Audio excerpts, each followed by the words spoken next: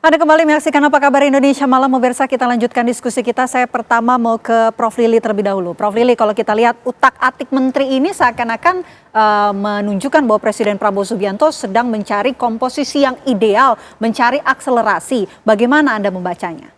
Nampaknya seperti itu memang pergantian ini kan merespon juga kritik publik bahwa para pembantunya itu lelet, lamban sekali melakukan akselerasi, sehingga beberapa program kedodoran dan tidak terlihat, sehingga kemudian reshuffle ini bagian agar bagaimana akselerasi program-program Pak Prabowo itu langsung dieksekusi.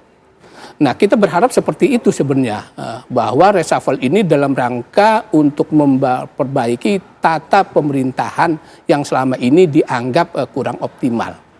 Tetapi kemudian muncul juga, mohon maaf tanpa mengurangi rasa hormat, dilihat dari wajah-wajah yang menduduki menteri ini, gitu.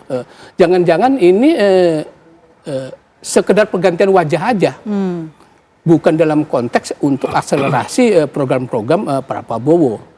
Nah, kita tidak harapan seperti itu. Yeah. Oleh karena itu, saya kira dua lembaga yang berperan nanti adalah KSP dan Kepala Badan Komunikasi Pemerintahan itu.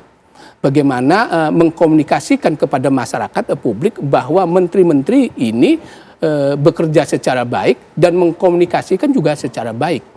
Nah, biasanya kan dulu KSP itu keperannya kan mengindos itu.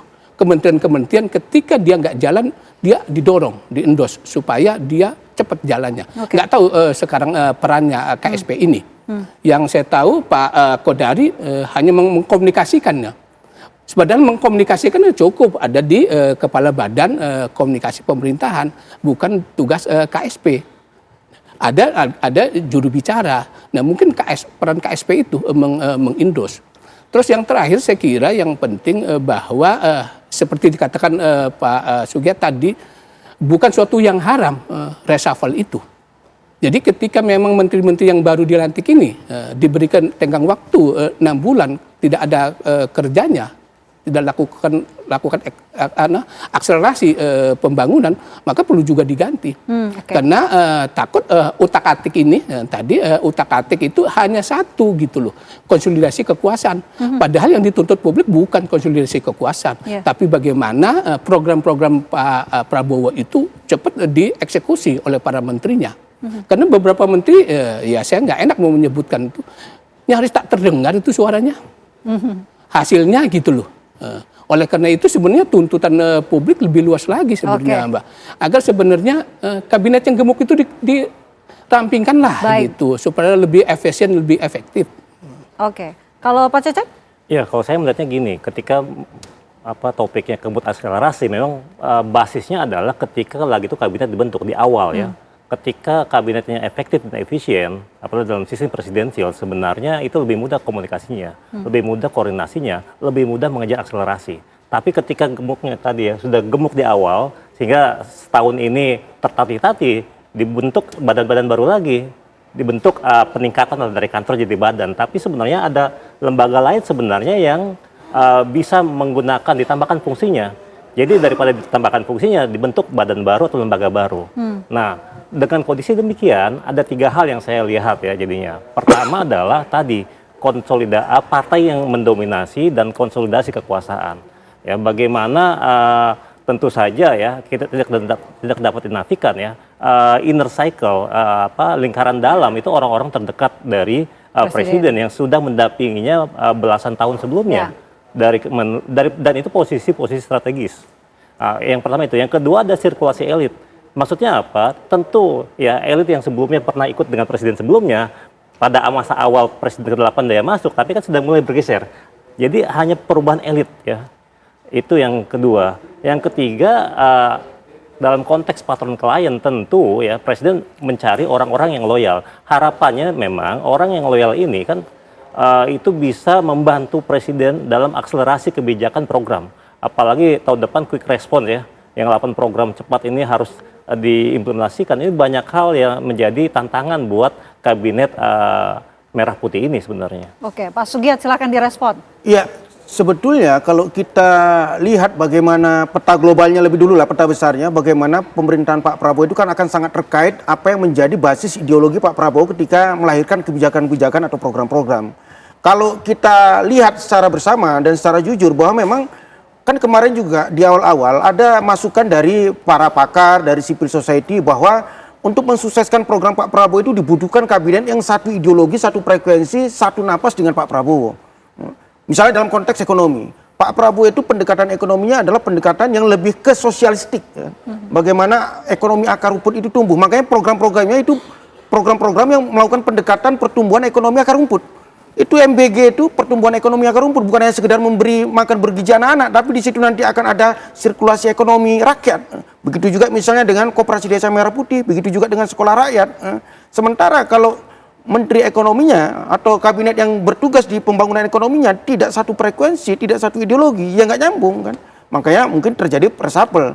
Dan kita lihat Menteri Keuangan yang baru ini berusaha pendekatannya saya pikir punya prospek yang sangat positif lah untuk katakanlah sesuai dengan satu frekuensi Pak Prabowo. Begitu juga misalnya Pak Prabowo selalu mengatakan bahwa, dan itu bukan hanya mengatakan tapi dipraktekkan bahwa stabilitas politik, stabilitas keamanan, persatuan nasional itu menjadi modal dasar dari pembangunan nasional. Oleh karena itu, beliau tidak ingin lagi intrik-intrik politik, persoalan-persoalan internal demokrasi yang tidak tuntas itu bisa menghambat. Makanya diperlukan Menko yang bisa mengkoordinir kementerian dan lembaga yang terkait dengan kementerian koordinasi politik dan keamanan seperti TNI Polri, Menteri Pertahanan, Kejaksaan, BIN dan segala macam, itu memastikan bahwa tidak ada lagi peristiwa seperti kemarin.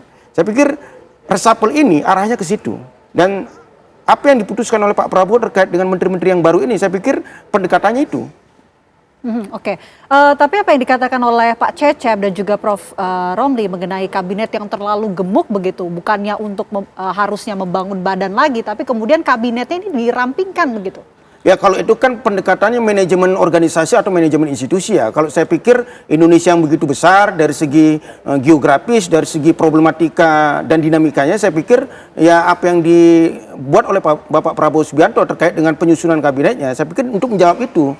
Kalau kabinet ramping tapi tidak bisa menjawab dinamika dan problematika kebangsaan yang ada, saya pikir enggak juga. Tapi itu kan sekali lagi apa yang menjadi kebutuhan Bapak Presiden untuk mengeksekusi kebijakan dan program-programnya. Dibutuhkan ada beberapa penambahan lembaga atau kementerian dalam konteks itu. Bukan dalam konteks bagi-bagi kursi, tidak. Saya menganggap bahwa pemimpin Presiden Pak Prabowo Subianto pada periode ini adalah salah satu pemimpin yang berhasil mengkonsolidasikan dinamika politik yang ada, Prof. Kan?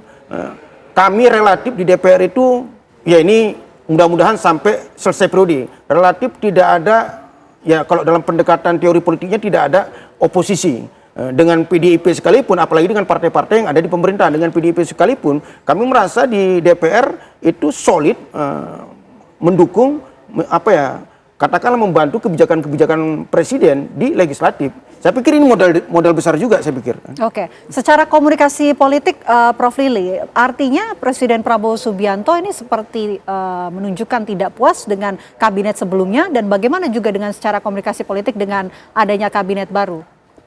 Ya, saya kira kan harapannya sebenarnya di balik itu Pak Prabowo bahwa kejadian-kejadian sebelumnya yang mendegradasi bahkan mungkin mendelegitimasi beberapa menterinya sehingga kemudian diganti itu dijadikan bahan pembelajaran bagi menteri-menteri yang diangkat sekarang ini.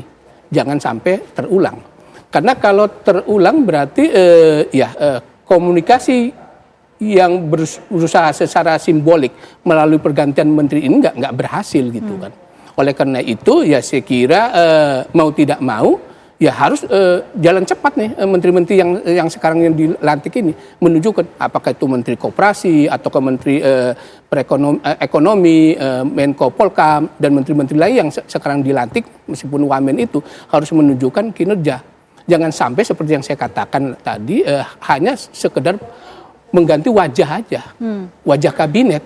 Sementara etika perilaku dan cara komunikasinya dengan masyarakat masih seperti yang lama.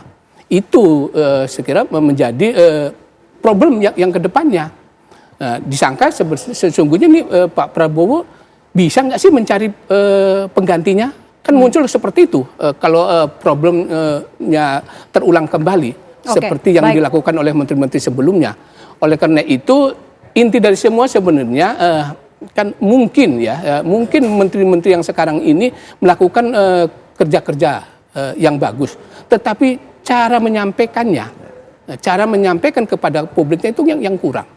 Komunikasi politiknya saya memberikan apresiasi sebenarnya ketika pada masa Pak Jokowi. Meskipun kadang-kadang sebenarnya berlebihan, tidak terjadi, tetapi dia secara intens melakukan komunikasi. Ini loh yang sudah lakukan ini bla bla bla. Membuat masyarakat jelas. Nah sekarang memang kita gelap nih, apa yang sudah dikerjakan. Yang mendapatkan informasi adalah hal-hal yang negatif aja. Contoh tadi MBG. Yang sering muncul Pak Sugiarto itu yang keracunan terus tuh. Sementara sejauh mana sebenarnya akselerasi dari MBG itu? Seperti itu, jadi komunikasi memang harus diperbaiki. Komunikasi harus diperbaiki. Pak Cecep, kalau memang persepsi seperti yang dikatakan oleh Prof. Lili Romli ganti wajah begitu, maka akan ada reshuffle lagi dong ke depannya? Ya, saya kira ke depannya itu tidak menutup kemungkinan ya. Dalam politik semua pintu kemungkinan terbuka ya. Ini sudah baru 11 bulan, sudah 3 kali. Dan saya kira polanya akan ada 2 hal ya. Pertama itu saya katakan sebagai strategi jangka pendek untuk konsolidasi kekuasaan. Jadi kedepannya itu terus akan terjadi konsolidasi ya. Bagaimana Prabowo membentuk kabinet ini memang benar-benar loyal pada dirinya, all president's man. Kabinet presidensial yang memang mengadopsi klien dari Prabowo itu sendiri. Itu yang pertama.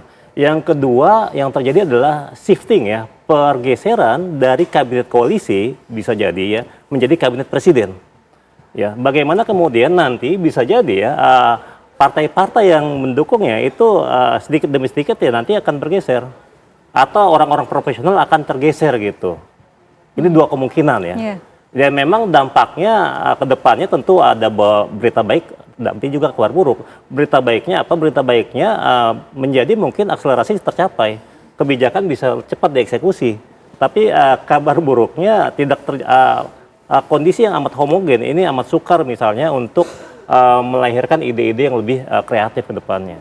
Oke. Gitu menarik ya kalau kita bahas, walaupun memang tadi Pak Sugiarto di awal sudah menyampaikan reshuffle ini merupakan hak prerogatif dari presiden. Tapi publik menganggap bahwa dengan adanya reshuffle ini sebagai konsolidasi kekuasaan, termasuk juga dengan jumlah kabinet yang memang ini hak prerogatif dari presiden. Nanti kita jawab usai jeda. Apa kabar Indonesia Malam akan kembali untuk Anda pemirsa sesaat lagi, tetaplah bersama kami.